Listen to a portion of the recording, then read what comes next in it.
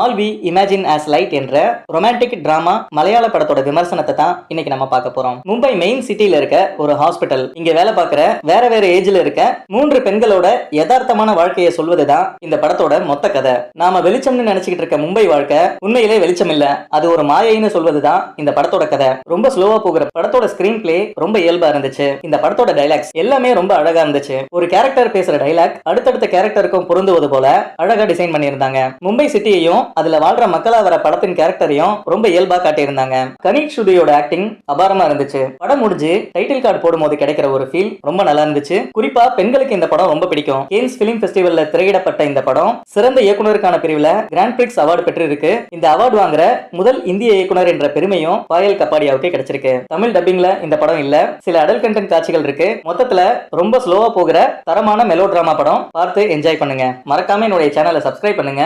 நன்றி, வணக்கம்.